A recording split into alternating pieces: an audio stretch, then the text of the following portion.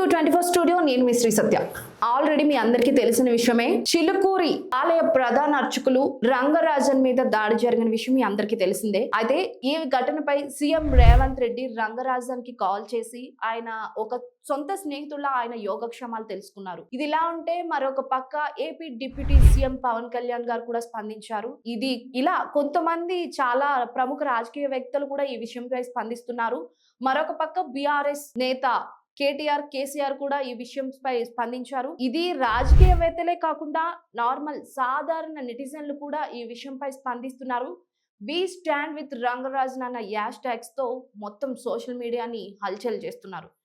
So అసలు రంగరాజన్ మీద దాడి ఎందుకు జరిగింది, అసలు రంగరాజన్ మీద దాడి ఎందుకు చేయాల్సి వచ్చిందో ఒకసారి మనం తెలుసుకుందాం. రెండు తెలుగు రాష్ట్రాల్లో కూడా చిలుకూరి బాలాజీ టెంపుల్ అంటే చాలా ఫేమస్. అలాంటి టెంపుల్ లో ప్రధాన అర్చకులు రంగరాజన్ గారు ప్రధాన అర్చకులుగా వర్క్ చేస్తున్న విషయం అందరికీ తెలిసిందే. అయితే ఆయన మీద వీర రాఘవ్ రెడ్డి అనే ఒక వ్యక్తి మనుషులు రంగరాజన్ గారి ఇంటిలోకి బలవంతకరంగా దూరి మరి ఆయనపై అత్యయత్నం చేశారు. దాడికి పాల్పడ్డారు. ఒకరు కాదు, ఇద్దరు కాదు, ఏకంగా 25 మంది వెళ్ళి ఆయనపై దాడి చేశారు. అది కూడా నల్ల దుస్తుల్లో వెళ్ళారు. సో ఈ విషయాన్ని కూడా మనకి మెయినాబాద్ పోలీసులు కస్టడీలో ఉన్న రామరాజ్యం ఆర్మీ సభ్యులు వెల్లడించడం జరిగింది. పోలీసులు మనకు వెల్లడించారు. అయితే రంగరాజన్ మీద దాడి ఎందుకు చేశారు అంటే, వీర రాఘవరెడ్డి అనే వ్యక్తి శ్రీరామ రాజ్యం అనే ఆర్మీని ఏర్పాటు చేశాడు. అయితే ఈ ఆర్మీకి 20 సంవత్సరాల నుంచి 50 సంవత్సరాల మధ్యలో ఉన్న వ్యక్తుల్ని మాత్రమే రిక్రూట్ చేసుకుంటానని వీర రాఘవరెడ్డి అందరికీ చెప్పిన విషయం తెలిసిందే.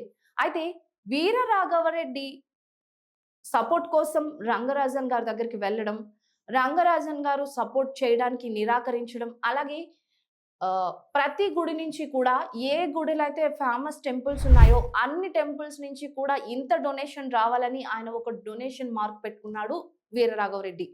ఆ డొనేషన్ ఎంత అంటే అక్షరాల 1,20,599 రూపాయలు డొనేషన్ ప్రతి టెంపుల్ నుంచి రావాలని ఒక మార్క్ అయితే పెట్టుకున్నారు. కానీ దేనికైనా సరే సపోర్ట్ కి కానీ డబ్బులకి కానీ రంగరాజన్ గారు నిరాకరించడంతోనే ఈ దాడికి పాల్పడ్డారు. అంతేకాకుండా రాముడి బాటలో శ్రీరామరాజ్యం అని పేరు పెట్టుకుని ఆ ఆర్మీకి అంత గొప్ప దేవుడి పేరు పెట్టి రాముడి బాటలో నడవాల్సిన వీళ్ళు రాక్షసుడి బాటలో నడుస్తూ ఇలా దాడులు చేస్తున్నారు. ధర్మాన్ని రక్షించే ఒక ప్రధాన అర్చకుల మీద ఇలాంటి దాడులు జరిగితే నార్మల్ ఆర్డినరీ పీపుల్స్ మన మీద ఎంత దాడి జరగాలి. సో మనం అందరం దీనికోసం ఫైట్ చేద్దాం. మేము కూడా మా 24 స్టూడియో కూడా వి స్టాండ్ విత్ రంగరాజన్ అన్న హ్యాష్ ట్యాగ్స్ మీద నిలబడుతున్నాం. సో మీరు కూడా రంగరాజన్ గారికి సపోర్ట్ చేయాలి అని అనుకుంటే వి స్టాండ్ విత్ రంగరాజన్ అని మాకు కామెంట్ చేయండి.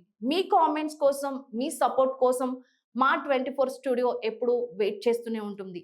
ధర్మాన్ని రక్షించాల్సిన బాధ్యత మీది, మాది, మన అందరిది. Thanks for watching. Stay tuned to 24 studio.